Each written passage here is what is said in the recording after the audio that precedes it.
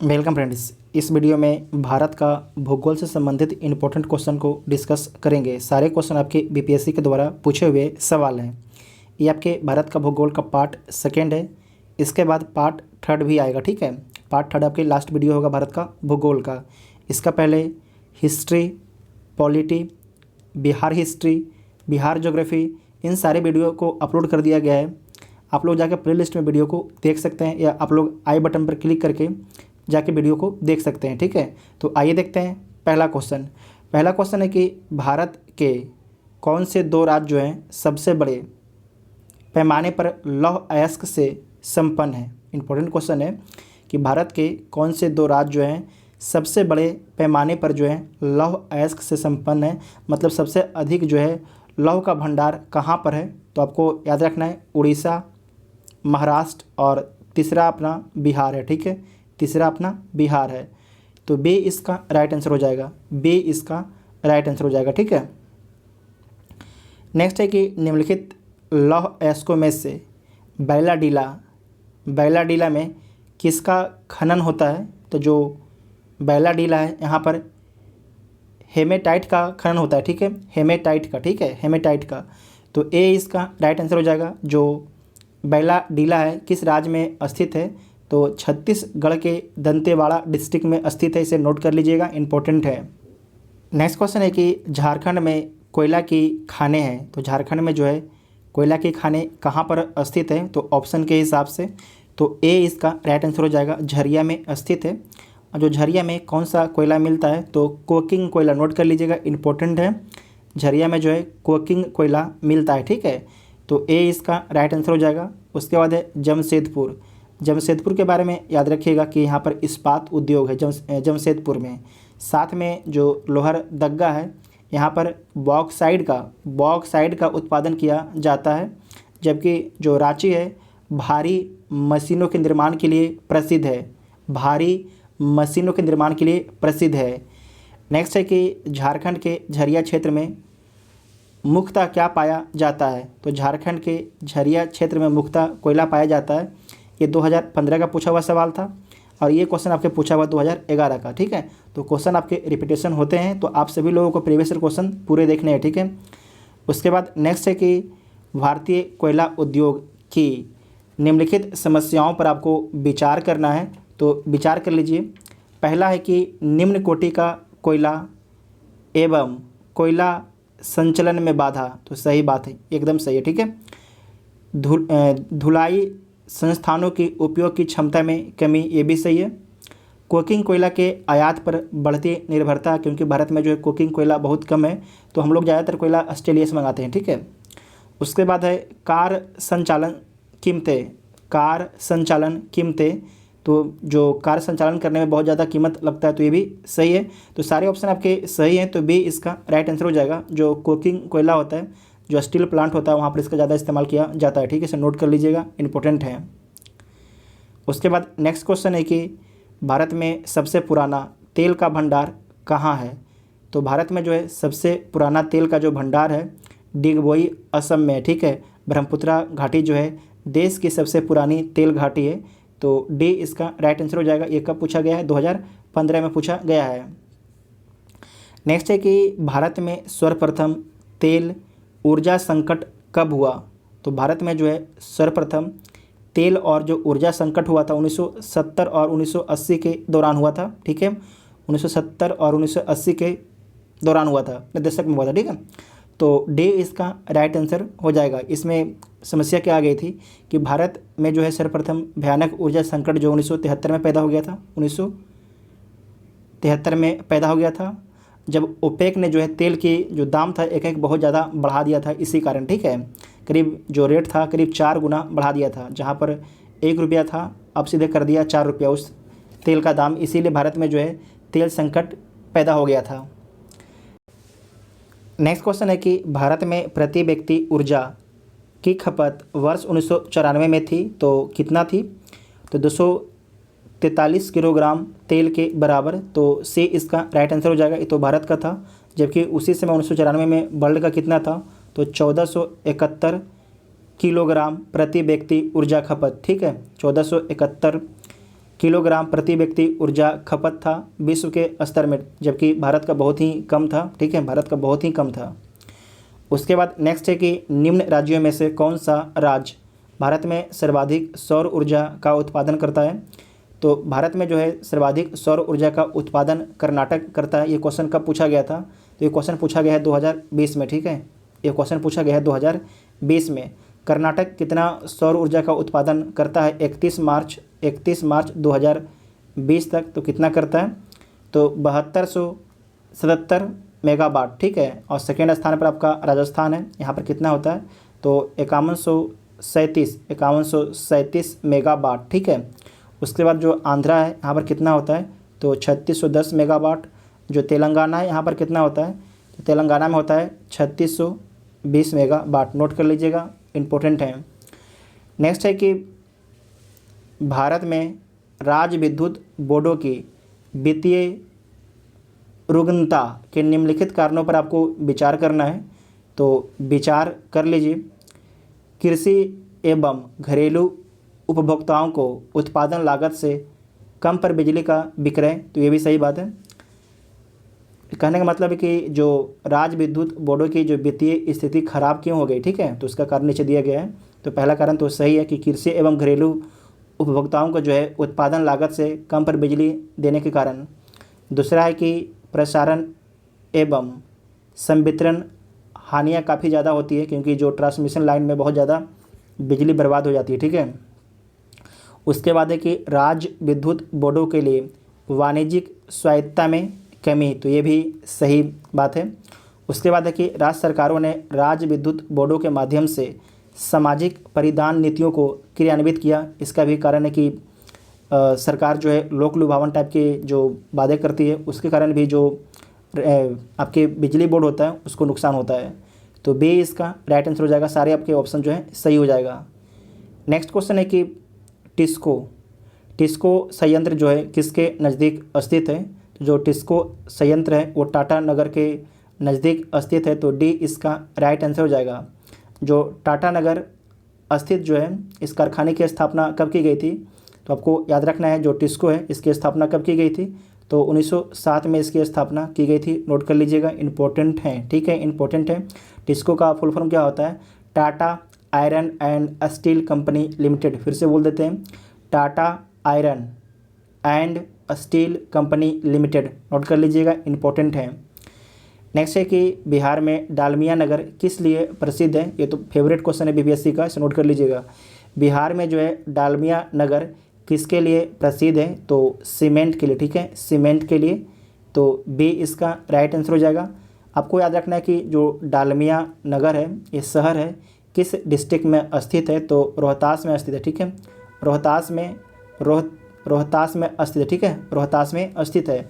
साथ में आपको याद रखना है कि जैसे कि जो डालमिया नगर है यहाँ पर सीमेंट तो होता ही होता है, साथ में नोट कर लीजिएगा चीनी, दूसरा पॉइंट चीनी, तीसरा कागज़, चौथा केमिकल। इन सारे उद्योग का विस्तार आपके डालमिया नगर में है। ठीक है, नेक्स्ट है कि निम्नलिखित स्थानों में कहाँ जो है तांबा उद्योग स्थापित है, तो तांबा उद्योग जो है खेतड़ी में स्थापित है। खेतड़ी कहाँ है, राजस्थान में है, तो डी इसका राइट आंसर हो जाएगा। अगर पूछ देगा कि खेतड़ी राजस्थान के किस डिस्ट्रिक्ट में है, तो झुंझुनू डिस्ट्रिक्ट में है। जो खेतड़ी खान है वहाँ पर किस कंपनी ने अपना फैक्ट्री लगाया है, तो हिंदुस्तान कॉपर लिमिटेड ने लगाया है। जो हिंदुस्तान कॉपर लिमिटेड है वही खेतड़ी खान से जो है तांबे की खनन करती है। उसके बाद आपको याद रखना है कि तारापुर परमाणु ऊर्जा के लिए प्रसिद्ध है, जबकि जो टीटागढ़ है वो कागज़ उद्योग के लिए, और रांची भी बता चुके हैं कि इंजीनियरिंग उद्योग के लिए। ठीक है, इंजीनियरिंग उद्योग के लिए प्रसिद्ध है। इतना आपको याद रखना है, तो डी इसका राइट आंसर हो जाएगा। नेक्स्ट है कि राजस्थान राज्य का खेतड़ी बेल्ट किसके लिए प्रसिद्ध है। ये पूछा गया 2017 में और ये पूछा गया था 2016 में। ठीक है, क्वेश्चन रिपीट देखिए हो रहा है, तो इसका राइट आंसर क्या हो जाएगा, तांबा खनन के लिए। ठीक है, तांबा खनन के लिए, तो ए इसका राइट आंसर हो जाता है। सिर्फ क्वेश्चन को जो रिपीटेशन क्वेश्चन होता है उसको हम कभी कभी इसलिए आपको दे देते हैं कि आप लोग देखिए कि हाँ क्वेश्चन रिपीटेशन होता है, ये नहीं कि हम बोल दिए मेरे बात पर आप लोग विश्वास कर लीजिए। नहीं, अगर कोई भी टीचर बोले कि भी कोई भी चीज़, तो बहुत कम विश्वास कीजिए, पहले एक बार आप अपने से खुद चेक किया कीजिए, तब विश्वास किया कीजिए, ठीक है। अगर किसी की, सिंपल सी बात है, किसी की बात आंख बंद करके विश्वास कर लीजिएगा ना तो आपके ज़िंदगी के लिए खतरनाक है। कहे ना हम भी हों चाहे कोई भी हो, ठीक है। जब भी कोई भी बात बोले तो उसको एक बार आप लोग देखिए, समझिए, उसके बाद विश्वास कीजिए, ठीक है। उसके बाद नेक्स्ट है कि स्वर्णिम, स्वर्णिम चतुर्भुज क्या है? तो जो स्वर्णिम चतुर्भुज है ये क्या है? तो राष्ट्रीय राजमार्ग परियोजना है, राष्ट्रीय राजमार्ग परियोजना है, जिसकी शुरुआत कब की गई थी? 2001 में इसकी शुरुआत हुई थी और इसके माध्यम से जो है 4 महानगर, जो 4 महानगर है उसे जोड़ना, दिल्ली से मुंबई, मुंबई से चेन्नई, चेन्नई से कोलकाता और कोलकाता से दिल्ली, ठीक है। इसे नोट कर लीजिएगा, इम्पोर्टेंट है। ये आपके सड़क मार्ग से संबंधित है, राष्ट्रीय राजमार्ग परियोजना सड़क मार्ग से संबंधित है। तो से इसका राइट आंसर हो जाएगा, 2016 का पूछा हुआ सवाल है। नेक्स्ट है कि भारत का 40% सड़क परिवहन होता है राष्ट्रीय राजमार्ग से, राजकीय मार्ग से, जिला मार्ग से, ग्रामीण सड़कों से। तो कहाँ से होता है? तो राष्ट्रीय राजमार्ग से होता है। तो ए इसका राइट आंसर हो जाएगा। भारत में जो राष्ट्रीय राजमार्ग कितने परसेंट हैं? तो 1.94% इसे नोट कर लीजिएगा। अगर बोलेगा आपसे किलोमीटर में तो 31 मार्च डाटा आपको बता रहे हैं, 31 मार्च 2019 का जो डाटा है उसके हिसाब से भारत में जो राष्ट्रीय राजमार्ग की लंबाई है 1,32,500 किलोमीटर, ठीक है। 1,32,500 किलोमीटर है, इसे नोट कर लीजिएगा, पूछा जा सकता है। उसके बाद नेक्स्ट है कि निम्न हिमालय पर्वत श्रेणी में से किस पर्वत श्रेणी को अटल टनल पार करती है? तो पूछा गया 2020 में पूछा गया था। तो किस टनल को पार करती है? तो पूर्वी पीर पंजाल को, ठीक है, पूर्वी पीर पंजाल को। तो डी इसका राइट आंसर हो जाएगा। और इसका उद्घाटन प्रधानमंत्री मोदी जी के द्वारा किया गया था, इसीलिए क्वेश्चन पूछा गया था, ठीक है। और इसकी लंबाई कितनी है? तो इसकी लंबाई जो है 9.02 किलोमीटर इसकी लंबाई है। और कहाँ से कहाँ जोड़ता है? तो मनाली को जो है लाहौल स्पीति घाटी से जोड़ता है। फिर से बोल देते हैं, मनाली को जो है लाहौल, ठीक है, गलती बोल दी तो लाहौल स्पीति घाटी से जोड़ता है, इसे नोट कर लीजिएगा। मनाली को जो है लाहौल स्पीति घाटी से जोड़ता है, इम्पोर्टेंट है। और इसका नींव कब रखा गया था? 2002 में इसका नींव रखा गया था। और उस समय प्रधानमंत्री कौन थे? अटल बिहारी वाजपेयी के द्वारा इसका नींव रखा गया था। नेक्स्ट क्वेश्चन है कि निम्नांकित नंबर की राजधानी ट्रेनों में से कौन सी जो है एक अधिकतम दूरी तय करती है? तो इसमें आपको याद रखना है कि 12431 त्रिवेंद्रम जो ट्रेन है सबसे अधिक दूरी तय करती है। तो बी इसका राइट आंसर हो जाएगा। अगर आपसे एग्जाम में पूछा जाता है कि भारत की सर्वाधिक तीव्र गति से चलने वाली ट्रेन का नाम क्या है? तो गतिमान एक्सप्रेस, नोट कर लीजिएगा, गतिमान एक्सप्रेस, ऐसे नोट कर लीजिएगा, वेरी इंपॉर्टेंट क्वेश्चन है, ठीक है। उसके बाद नेक्स्ट है कि कुरियर सेवा से प्रतिस्पर्धा के लिए भारतीय डाक विभाग ने द्रुत डाक सेवा का प्रारंभ कब किया था? तो 1986 में किया था, ठीक है, 1986 में। तो डी इसका राइट आंसर हो जाएगा, 2011 का पूछा हुआ सवाल है। नेक्स्ट है कि पाठ अंचल अवस्थित है, तो कहाँ पर अवस्थित है? तो झारखंड में स्थित है। तो बी इसका राइट आंसर हो जाएगा। ये क्या होता है? इसमें आपको याद रखना है कि ये जो आपके ऊंचे पहाड़ी शिखर होते हैं, ठीक है, ऊंचे पहाड़ी शिखर होते हैं, इसी को पाठ बोला जाता है। तो बी इसका राइट आंसर हो जाएगा। नेक्स्ट है कि झुमरी तिलैया रेडियो पर गीतों की फरमाइश के लिए प्रसिद्ध किस राज्य में स्थित है? झुमरी तिलैया जो है किस राज्य में अवस्थित है? तो जो झुमरी तिलैया है वर्तमान में झारखंड राज्य में स्थित है, ठीक है, झारखंड वर्तमान में झारखंड राज्य में स्थित है। तो बी इसका राइट आंसर हो जाएगा। साथ में आपको याद रखना है कि झारखंड के किस जिले में स्थित है? तो झारखंड के कोडरमा डिस्ट्रिक्ट में स्थित है झुमरी तिलैया, ठीक है। ये 2005 का पूछा हुआ सवाल है। उसके बाद नेक्स्ट है कि क्षेत्रफल के अनुसार निम्नलिखित राज्यों का सही अवरोही क्रम क्या है? तो जो सही अवरोही क्रम क्या है? तो इसमें जो है मध्य प्रदेश सबसे बड़ा है, ठीक है। उसके बाद मध्य प्रदेश के बाद आपका हो जाएगा उत्तर प्रदेश, और उत्तर प्रदेश के बाद आपका हो जाएगा आंध्र प्रदेश, और आंध्र प्रदेश के बाद हो जाएगा बिहार। तो डी इसका राइट आंसर हो जाएगा, ठीक है। नेक्स्ट क्वेश्चन है कि भौगोलिक क्षेत्र की दृष्टि से भारत के निम्न जिलों में से कौन सा जिला जो है सबसे बड़ा है क्षेत्रफल के हिसाब से। जो सबसे बड़ा इसमें ज़िला है वह कच्छ है, ठीक है, कच्छ है। तो बी इसका राइट आंसर हो जाएगा। जो कच्छ है इसका क्षेत्रफल कितना है, तो इसका क्षेत्रफल है 45,674, ठीक है, 45,674 वर्ग किलोमीटर है। जबकि जो लेह है इसका है 45,100 वर्ग किलोमीटर, ठीक है। तो यहाँ पर करीब आपके 450 वर्ग किलोमीटर का अंतर आ जाता है। तो बी इसका राइट आंसर हो जाएगा। जबकि जो आपके जैसलमेर है इसका क्षेत्रफल कितना है, तो इसका क्षेत्रफल आपका है 38,401 वर्ग किलोमीटर। जो बाड़मेर है इसका कितना है, तो इसका है 28,387 वर्ग किलोमीटर। से नोट कर लीजिएगा। 2020 में क्वेश्चन पूछा गया था, तो कुछ लोगों ने इसे लेह मान रहा था और कुछ लोग इसे कच्छ मान रहे थे। तो लेकिन इसका जो सही आंसर होगा कच्छ ही होगा, ठीक है। तो बी इसका राइट आंसर हो जाएगा। नेक्स्ट है कि असम कुल मिलाकर कितने राज्यों एवं केंद्र शासित क्षेत्रों से घिरा हुआ है। तो इसमें आपको याद रखना है 7 से, ठीक है, 7 से घिरा हुआ है। इसका मैप हम आपको दे देंगे, आप लोग मैप में इसे गिन लीजिएगा। ऐसे आपको हम बता देते हैं कि इस तरीके से जो मैप है, हमें तो बनाने भी ढंग से नहीं आ रहा होगा। देखिए सबसे पहले जैसे बनेगा उसे देख लीजिए। यहाँ पर आपके इस साइड में पश्चिम बंगाल है, ठीक है, इस साइड में आपकी पश्चिम बंगाल है। तो 1 हो गया, अरुणाचल प्रदेश 2 हो गया, उसका नीचे में आपके आ जाएगा नागालैंड 3 हो जाएगा। उसके बाद आपके उसके नीचे में आ जाएगा मणिपुर, तो 4 हो जाएगा। ये आपके हो जाएगा मिजोरम 5, ठीक है, मिजोरम 5 हो गया। त्रिपुरा आपके 6 हो गया, त्रिपुरा 6 हो गया, ठीक है। उसके बाद मेघालय, मेघालय आपके 7 हो गया, ठीक है। तो बी इसका राइट आंसर हो जाएगा, बी इसका राइट आंसर हो जाएगा, ठीक है। एक बार आप लोग एटलस में देख लीजिएगा ढंग से, ठीक है, हम तो आपको बना दिए टेम्प्रोरी का। उसके बाद नेक्स्ट है कि गद्दी लोक निवासी हैं। जो गद्दी एक लोक निवासी हैं, तो गद्दी कहाँ पर निवास करते हैं, किस राज्य में निवास करते हैं, तो हिमाचल प्रदेश के एक जनजाति है। आपको याद रखना है कि जो गद्दी है हिमाचल प्रदेश की एक जनजाति है। तो बी इसका राइट आंसर हो जाएगा, ठीक है।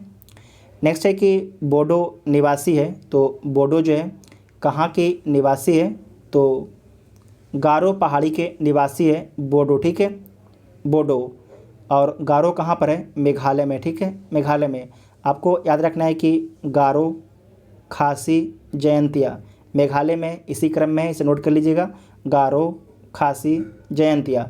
आप लोग को कमेंट करके बताना है कि जो शिलोंग है, शिलोंग जो है किस पहाड़ी पर स्थित है, शिलोंग जो है किस पहाड़ी पर स्थित है, जो मेघालय की राजधानी है। आप सभी लोग कमेंट करके बताइएगा। आप लोग मैप में चेक करके भी बताइएगा जिनको पता नहीं है, ठीक है। उसके बाद नेक्स्ट है कि गंगा की जलोढ़ मृदा की गहराई भूमि सतह के नीचे लगभग है, तो कितनी है, तो 6,000 मीटर तक है, ठीक है, 6,000 मीटर तक है। तो ए इसका राइट आंसर हो जाएगा। आपको क्या बताए थे कि जो आज उत्तर भारत है यहाँ पर एक तरीके से बहुत बड़ा गर्त था, ठीक है, बहुत बड़ा गर्त था। जब आपके अपना प्रायद्वीप, जब यहाँ पर ये जो प्रायद्वीप है जब इस इलाके में आ जाता है, यहाँ पर आके जो एक तरीके से स्थिर हो जाता है, तो जो भी नदियाँ आपके हिमालय से निकल रही थी उनके द्वारा जो भी अपरदन लाया गया और धीरे धीरे क्या किया गया, यहाँ पर छोड़ा गया, और उस अपरदन के कारण जो है अपना उत्तर भारत का निर्माण हो जाता है, ठीक है। नेक्स्ट क्वेश्चन है कि भारत की सबसे बड़ी वाह नदी कौन है। तो जो भारत की सबसे बड़ी जो वाह नदी है गंगा है, ठीक है, गंगा है। तो सी इसका राइट आंसर हो जाएगा। जो गंगा है इसकी लंबाई कितना है, तो 2525 किलोमीटर इसकी लंबाई है। जो गोदावरी है इसकी लंबाई कितना है, तो 1465 किलोमीटर है। उसके बाद जो नर्मदा है इसकी लंबाई कितनी है, तो 1312 किलोमीटर इसकी लंबाई है। उसके बाद है महानदी, ठीक है, इसकी लंबाई कितनी है, 851 किलोमीटर है। जो महानदी है, महानदी पर ही हीराकुंड बांध है, इसे नोट कर लीजिएगा, ठीक है। आप लोग कमेंट करके बताइएगा कि जो हीराकुंड बांध है कब बना था, ठीक है, हीराकुंड बांध जो है कब बना था, आप लोग कमेंट करके बताइएगा। नेक्स्ट क्वेश्चन है कि गंगा नदी के किनारे सबसे बड़ा शहर है। तो जो गंगा नदी के किनारे सबसे बड़ा शहर आपके कानपुर है, ठीक है, कानपुर। कानपुर की आबादी कितनी है, तो 30 लाख इसकी आबादी है। उसके बाद पटना है, पटना की आबादी कितना है, तो 25 लाख के आसपास पटना की आबादी है। जो इलाहाबाद है इसका आबादी कितना है, तो 14 लाख है। जो वाराणसी है इसका आबादी कितना है, तो इसका आबादी 15 लाख है, ठीक है, 15 लाख है। तो सी इसका राइट आंसर हो जाएगा। नेक्स्ट क्वेश्चन है कि तिब्बत में मानसरोवर झील के पास से जिस नदी का स्रोत है वह कौन नदी है। तो जो मानसरोवर झील के पास से कौन कौन सी नदी निकलती है, तो ब्रह्मपुत्रा नदी जिसे चाइना में सांगपो बोला जाता है, सतलज नदी जो सतलज नदी है भारत में शिपकिला दर्रे से भारत में प्रवेश करती है, और सिंधु नदी। इन तीनों नदियों का जो उत्थान है ये आपकी मानसरोवर झील के पास ही से होता है, ठीक है। तो डी इसका राइट आंसर हो जाएगा, डी इसका राइट आंसर हो जाएगा, ठीक है। जो आपकी सतलज नदी है इसका उत्थान जो है, इसका निकास जो है राकस ताल से होता है, ठीक है, नोट कर लीजिएगा, राकस ताल से होता है। जबकि जो सिंधु नदी है वो मानसरोवर झील के निकट से निकलती है। जो ब्रह्मपुत्रा नदी है इसके बारे में नोट कर लीजिएगा कि ये आपके चेमा उंगदुम हिमनद से निकलती है, लिख देते हैं यहाँ पर, चेमा उंगदुंग, उंग और दुंग, उंगदुंग ग्लेशियर से निकलती है, इसे नोट कर लीजिएगा, इंपॉर्टेंट है, ठीक है। उसके बाद नेक्स्ट है कि मानस नदी किस नदी की उपनदी है। तो जो मानस नदी है ये ब्रह्मपुत्रा नदी की उपनदी है, तो डी इसका राइट आंसर हो जाएगा। आप लोग जो है ब्रह्मपुत्रा नदी के जितने भी सहायक नदियाँ हैं उन सभी नदियों को आप लोग एक बार बढ़िया से देख लीजिएगा, क्योंकि एग्ज़ाम में पूछा जाता है, ठीक है, इसे नोट कर लीजिएगा, बहुत ही इंपॉर्टेंट है। ब्रह्मपुत्रा नदी के बारे में सारा कुछ आप लोग देख लीजिएगा। ऐसे एक बार हम इसका वीडियो बना देंगे ब्रह्मपुत्रा नदी का, ठीक है, तो उसे भी आप लोग देख सकते हैं। नेक्स्ट क्वेश्चन है कि कौन सी नदी जो है भ्रंश द्रोणी फॉल्ट से होकर प्रवाहित होती है। तो इसमें आपको ध्यान रखना है कि नर्मदा और जो ताप्ती दोनों नदियां हैं ये भ्रंश फॉल्ट से होकर प्रवाहित हो रही हैं, तो ए इसका राइट आंसर हो जाएगा। और आपको नर्मदा के बारे में याद रखना है, नर्मदा और ताप्ती नदियों के बारे में, कि ये जो नदियां हैं एस्चुरी का निर्माण करती हैं, डेल्टा का निर्माण नहीं करती हैं। जो गोदावरी नदी है वो आपके बंगाल की खाड़ी में गिरती है, और कावेरी नदी भी आपकी बंगाल की खाड़ी में गिरती है। सोन नदी किसकी सहायक नदी है, इंपॉर्टेंट नदी है, गंगा की सहायक नदी है जो अमरकंटक से निकलती है, मध्य प्रदेश के अमरकंटक से निकलती है, नोट कर लीजिएगा, इंपॉर्टेंट है, ठीक है। उसके बाद है कि पश्चिम की ओर वेस्टवर्ड प्रवाहित होने वाली नदियां हैं। तो जो वेस्टवर्ड कौन सी नदी प्रवाहित हो रही है, इधर आपके हो जाएगा, ये हो गया ईस्ट, ठीक है, ये है ईस्ट, ये हो जाएगा वेस्ट, ये है नॉर्थ, ये आपके साउथ, ठीक है। तो आपसे बोल रहा है कि वेस्टवर्ड मतलब कि पश्चिम की ओर प्रवाहित होने वाली कौन सी नदियाँ हैं, तो नर्मदा है और ताप्ती है, तो ए इसका राइट आंसर हो जाएगा। जो राप्ती नदी है किसकी सहायक नदी है, तो नोट कर लीजिएगा, ये घाघरा की सहायक नदी है। राप्ती नदी जो है घाघरा की सहायक नदी है। और जो आपको याद रखना है कि जो यहाँ पर खंभात की खाड़ी में नदियाँ गिरती है, नर्मदा और ताप्ती, तो यहाँ पर एक साबरमती नदी है, साबरमती नदी है वो भी आपकी खंभात की खाड़ी में गिरती है। साथ में एक माही नदी है, ठीक है, माही नदी ये भी आपकी खंभात की खाड़ी में गिरती है।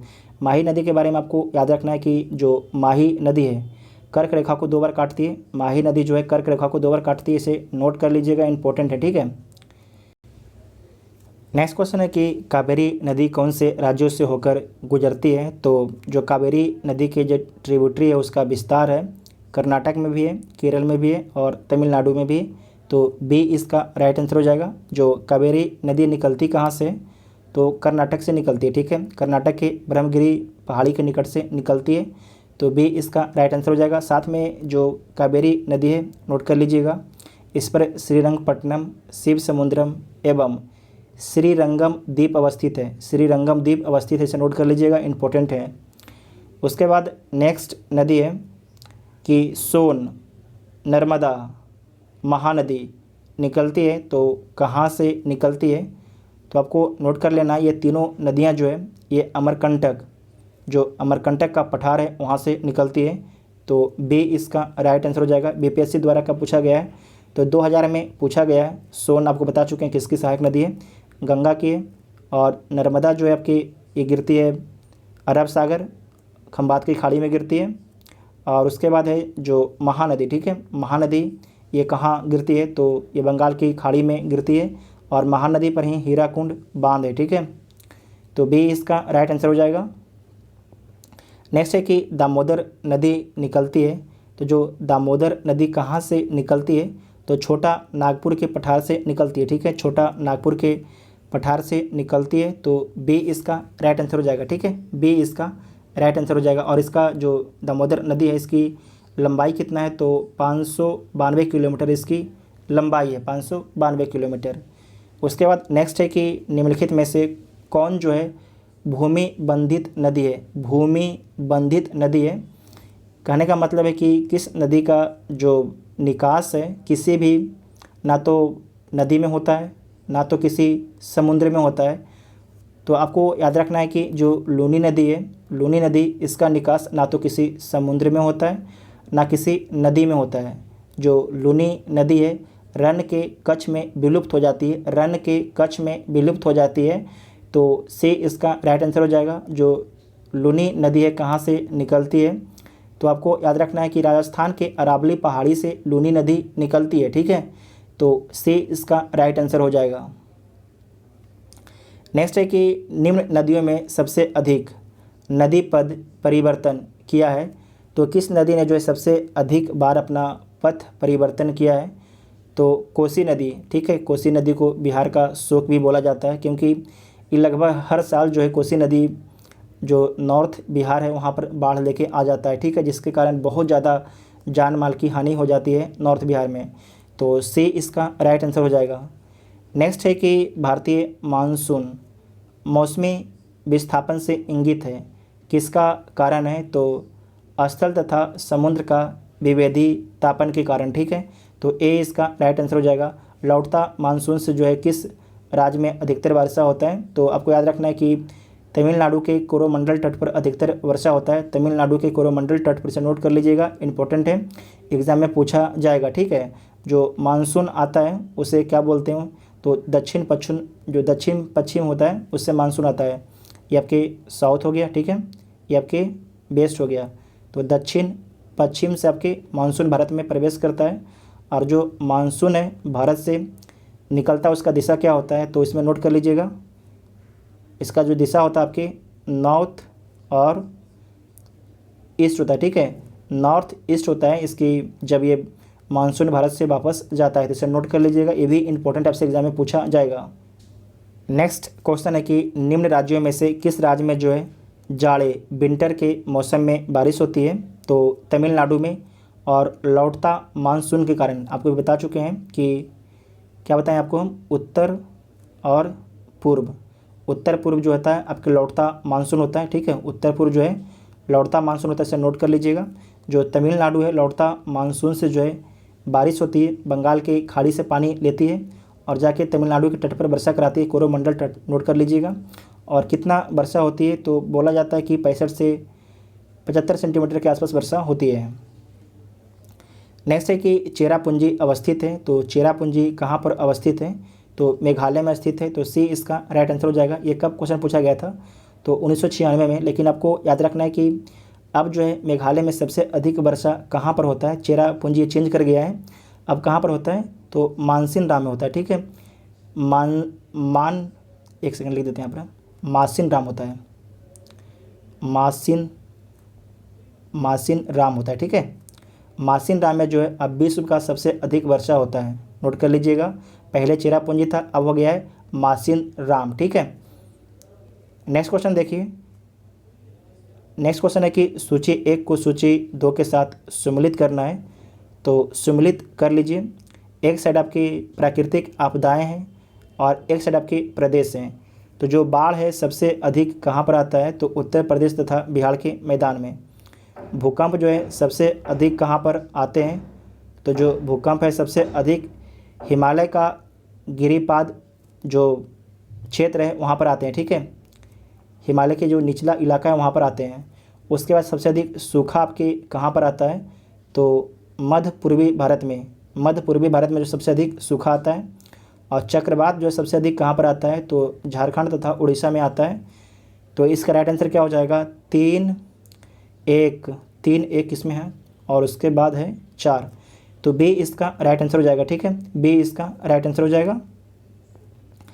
नेक्स्ट क्वेश्चन है कि करेबास मृत्तिका जो जाफरान केसर का एक स्थानीय प्रकार के उत्पादन के लिए उपयोगी है, ये पाई जाती है, तो ये कहाँ पर पाई जाती है?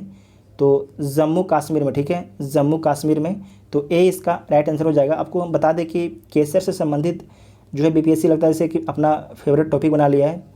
एक बार पूछा कि सबसे अधिक केसर का उत्पादन भारत में कहाँ होता है, तो जम्मू कश्मीर। अब भी पूछ दिया कि दुनिया में सबसे अधिक केसर का उत्पादन कहाँ होता है, तो ईरान में होता है, ठीक है। इस बात को आपको ध्यान रखना है। और ये क्वेश्चन पूछा गया 2018 में कि करेबास मृत्तिका जो जाफरान के उत्पादन के लिए उपयोगी पाई जाती है, तो ये जो मिट्टी है आपकी कहाँ पर मिलती है, तो जम्मू कश्मीर कश्मीर हिमालय में मिलती है, ठीक है। तो ए इसका राइट आंसर हो जाएगा, ए इसका राइट आंसर हो जाएगा, ठीक है। नेक्स्ट क्वेश्चन है कि रेगड़ किसका नाम है? रेगड़ जो है किस मिट्टी का नाम है, इंपॉर्टेंट है। तो जो रेगड़ मिट्टी है वो काली मिट्टी का नाम है, ठीक है, काली मिट्टी का नाम है। तो सी इसका राइट आंसर हो जाएगा। जो काली मिट्टी है इसका विस्तार कहाँ कहाँ है, इसे किस किस राज्यों में नोट कर लीजिए आप लोग। पहला आपके यहाँ पर कर देते हैं, गुजरात में, ठीक है, गुजरात नोट कीजिए, गुजरात। और गुजरात के नीचे आप आइएगा महाराष्ट्र, पश्चिमी मध्य प्रदेश, ठीक है। उसके बाद उत्तर पश्चिम आंध्र प्रदेश जो आज तेलंगाना का क्षेत्र हो गया है। उसके बाद कर्नाटक, तमिलनाडु, ठीक है, तमिलनाडु, राजस्थान, छत्तीसगढ़, झारखंड भागों में इसका विस्तार है, इसे नोट कर लीजिएगा। इम्पोर्टेंट क्वेश्चन है, पूछा जाता है। और जो रेगड़ मिट्टी है वहाँ पर किस चीज़ का उत्पादन किया जाता है, तो कपास का ज़्यादा उत्पादन किया जाता है, ठीक है। नेक्स्ट है कि रेगड़ मिट्टी सबसे ज़्यादा कहाँ पर पाई जाती है, सबसे ज़्यादा पूछा जा रहा है। तो सबसे ज़्यादा अगर पूछा जाएगा तो महाराष्ट्र इसका राइट आंसर हो जाएगा, ठीक है, महाराष्ट्र इसका राइट आंसर हो जाएगा। तो ए इसका राइट आंसर हो जाएगा। नेक्स्ट है कि मृदा अपरदन रोका जा सकता है, तो अति चराई के द्वारा तो मृदा अपरदन हो जाएगा।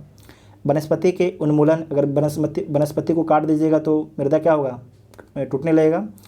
वृक्षारोपण, सही बात है, वृक्षारोपण के द्वारा हम मृदा अपरदन को रोक सकते हैं। तो सी इसका राइट आंसर हो जाएगा, सी इसका।